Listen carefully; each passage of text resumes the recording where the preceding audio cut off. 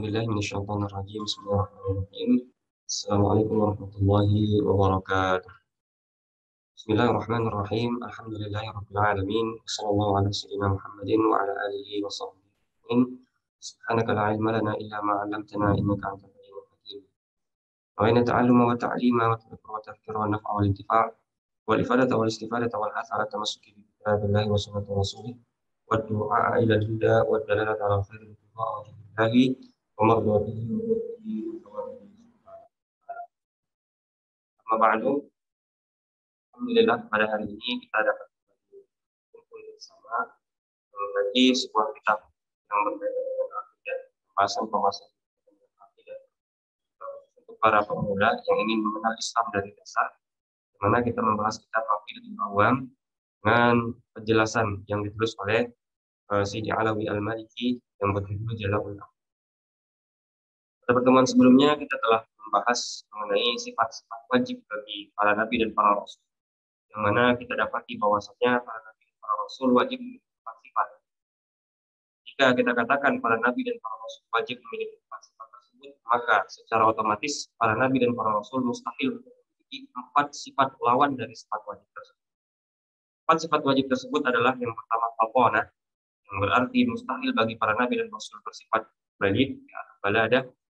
Yang kedua adalah sifat sidik, yang artinya mustahil bagi para nabi dan rasul bersifat kadhib. Yang ketiga adalah sifat tabligh, yang artinya mustahil bagi para nabi dan rasul bersifat kitman. Dan yang keempat adalah sifat amanah, yang artinya para nabi dan para rasul mustahil untuk bersifat khianah. Ketika kita katakan wajib bagi para nabi dan para rasul bersifat faqona, sidik, tabligh, dan amanah, maka mustahil bagi para rasul baladah, kadhib, kitman, dan khianah. Pada kesempatan kali ini kita insya Allah akan mengkaji lagi hal-hal yang berkaitan dengan sifat-sifat jaiz bagi para nabi dan para rasul. Kalau kita pada pertemuan yang telah lampau, kita membahas bahwasanya sifat jaiz bagi Allah itu sebenarnya banyak sekali. Kita bisa sebutkan berbilang, ya, al-mun'im, al-mu'adzib, ya, al-adil, dan lain sebagainya. Namun karena banyaknya sifat-sifat tersebut, kita nggak bisa kumpulkan atau kita tidak bisa batasi, sehingga kita kumpulkan menjadi sebuah kalimat yang menghimpun semua macam sifat-sifat tersebut. Kalau pada sifat Allah, kita katakan bahwasanya sifat jaiz bagi Allah adalah fi'lu kulli mumkinin aw tarkuhu. Allah itu boleh saja melakukan apa yang mungkin, ya, segala hal yang mungkin berhak itu, atau memilih untuk meninggalkannya, tidak melakukannya. Ya, artinya dua hal yang berlawanan, bisa saja Allah lakukan yang A atau lawan dari A. Begitupun Allah bisa tinggalkan A, bisa juga melakukan A. Nah, begitupun dengan sifat jaiz ini nanti kita akan temukan bahwasanya sebenarnya kan sifat jaiz bagi para nabi dan para rasul itu banyak sekali. Ya, kita bisa sebutkan A, B, C, D, E sampai berikutnya. Namun akan kesulitan kalau kita sebutkan seperti itu, maka kita himpun menjadi sebuah kalimat, yang mana dengan kalimat ini akan turun nanti sifat-sifat jaiz bagi para nabi dan para rasul. Apa itu? Mari kita lihat dan kita baca bersama dengan seksama apa yang ditulis oleh Sidi Ahmad Al-Marzuki dalam kitab Aqidatul Awam. Qala Nazim rahimahullah ta'ala nafa'ana Allahu bi'ulumihi wa tawfiqihi amin. Wa jaizun fi haqqihim min 'arabi bi ghairi naqsin ka khafifil maradi. Wa jaizun fi haqqihim, ya. Boleh bagi para nabi dan para rasul. Ya. Boleh artinya sifat jaiz bagi mereka min aradin. Apa itu arad? Ya, di bawah dijelaskan arad itu ma ya'ridu lil insan, apa yang biasa tampak bagi manusia biasa.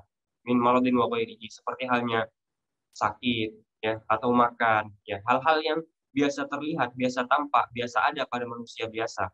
Ya, makan, minum, sakit, dan lain sebagainya. Dengan syarat apa? Bi ghairi naqsin.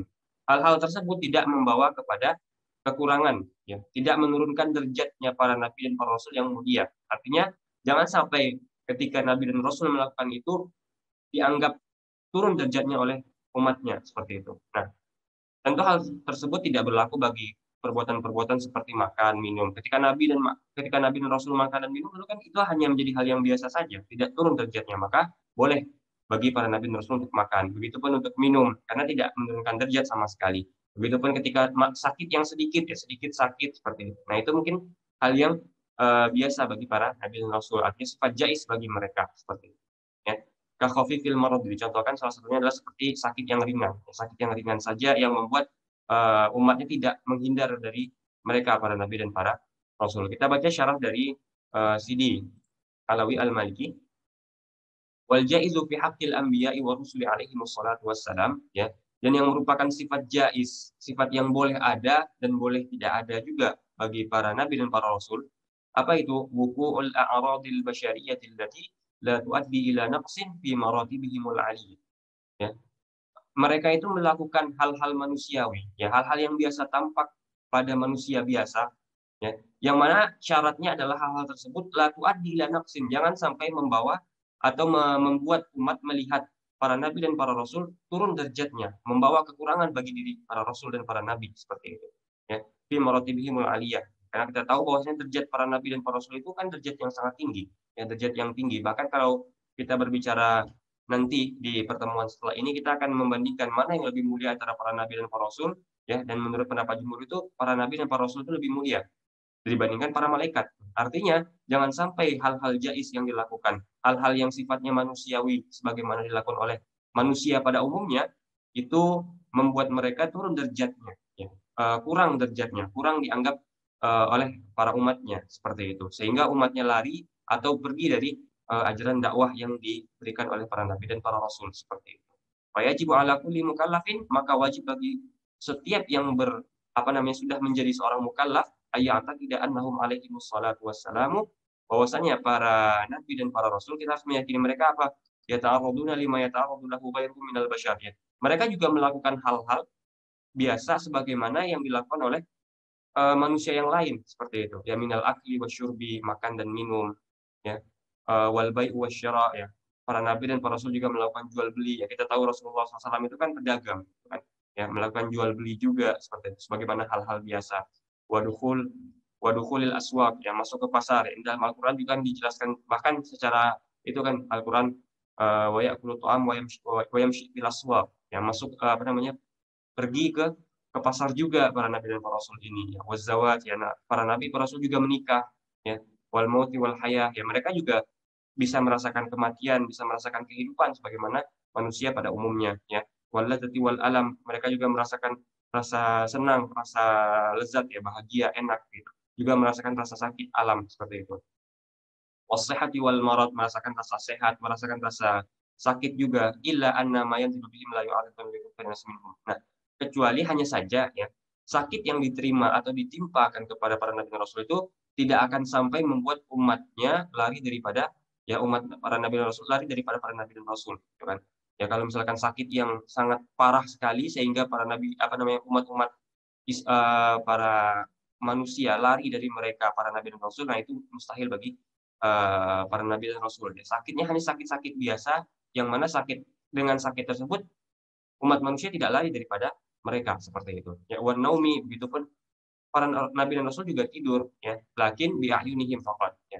Duna qulubihim. Akan tetapi tidurnya para nabi dan para rasul hanya tidur mata, artinya hanya mata tertutup tapi hati tetap terjaga seperti itu. Ya, berbeda dengan kita yang ketika sudah tidur mata tertutup, hati tertutup. Tapi para nabi dan para rasul matanya tertutup tapi hatinya terjaga seperti itu. Makanya kalau kita baca di beberapa kitab, salah satunya kitab mana Al-Qattan itu, ya, Mabahis fi Ulumil Quran, itu salah satu wahyu itu dengan ru'ya salihah fil manam, ya, mimpi yang benar ketika dalam keadaan tidur seperti itu. Nah, ini untuk para nabi dan para rasul. Kenapa bisa menerima wahyu saat dalam keadaan tidur? Karena hatinya tidak tidur, yang tidur hanya mata, matanya tertutup tapi hati tidak, seperti itu.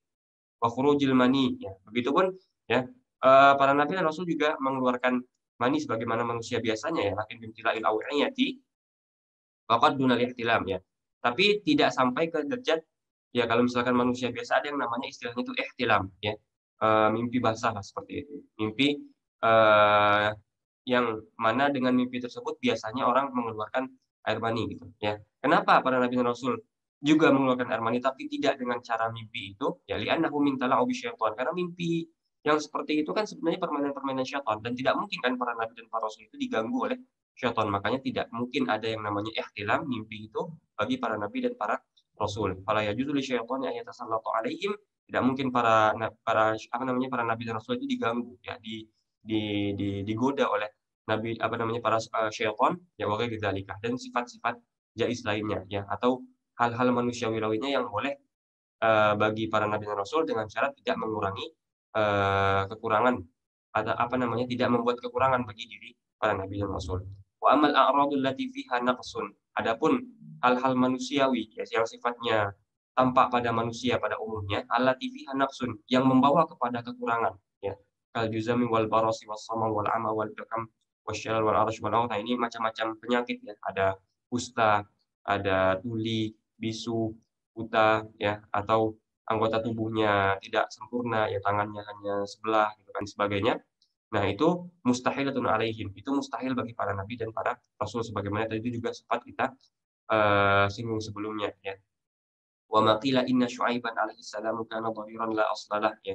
Nah, dan apa yang terjadi pada Nabi Syuaib ya, itu kalau kita tahu semua ceritanya ya sudah masyhur sekali bahwasanya itu tidak ada la aslalah, tidak ada asalnya. Jadi tidak mungkin Nabi Syuaib itu ditinggalkan kaumnya seperti itu ya.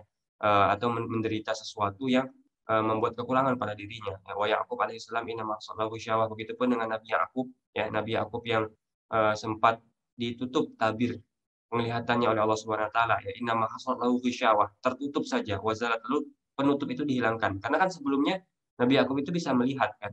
Lalu ketika nangis terus-menerus, ketika kehilangan Nabi Yusuf, akhirnya ditutup matanya, lalu ketika apa namanya, disembuhkan kembali dan melihat kembali sebagaimana normal. Ya, maka dari kama qila inna dunya yakhruju min jasadi Ayyub. Nah, begitupun ketika kisah Nabi Ayub yang lebih populer lagi kan, yang lebih atau sangat populer sekali gitu kan. Ya.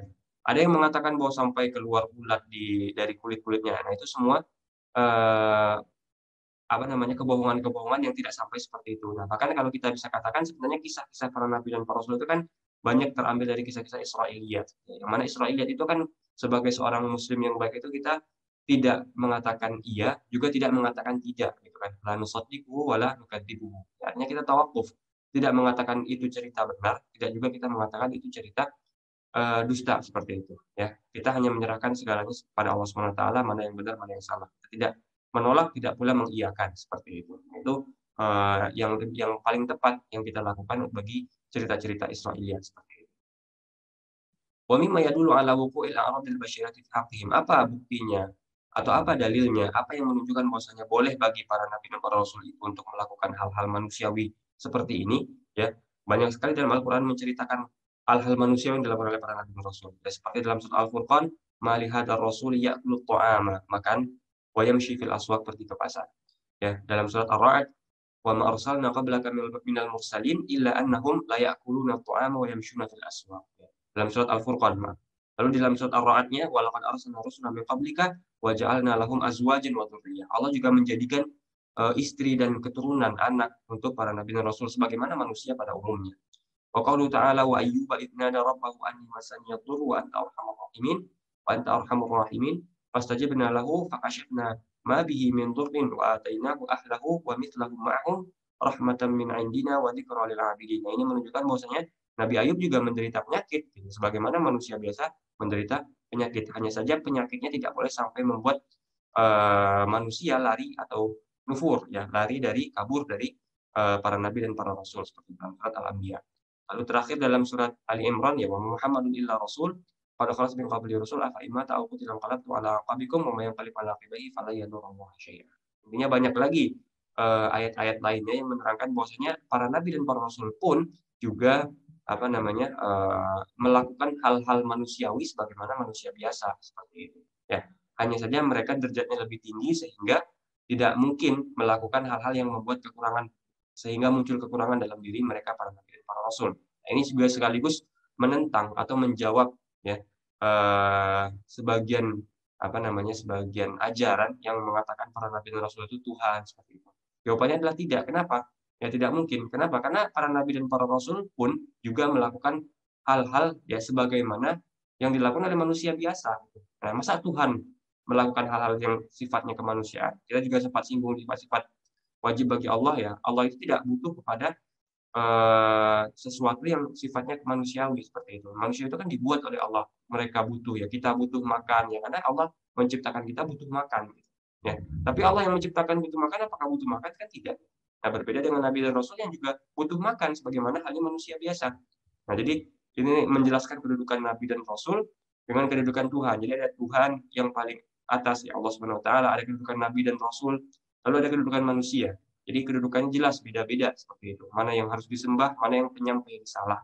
Nah, berbeda dengan ajaran beberapa kelompok lain, agama lain yang mungkin mengatakan nabi bagi kita, ya, itu merupakan Tuhan gitu kan, atau menuhankan nabi, sebenarnya kan tidak bisa kita menuhankan nabi juga nggak bisa gitu. Kenapa? Karena juga mereka melakukan atau butuh kepada hal yang sifatnya manusiawi. Nah, ketika mereka butuh kepada sifatnya manusiawi, tentu mereka nggak bisa dituhankan atau mereka bukan Tuhan, karena Tuhan nggak butuh kepada semua itu. Jadi kalau kita mengetahui bahwasanya nabi dan rasul itu juga memiliki sifat manusiawi atau melakukan hal-hal yang sifatnya manusiawi sebagaimana kita pada umumnya, maka kita tidak bisa mengatakan bahwasanya nabi dan rasul itu menjadi Tuhan, ya. Itu sudah langsung menjadi batal seperti itu. Wallahu a'lam.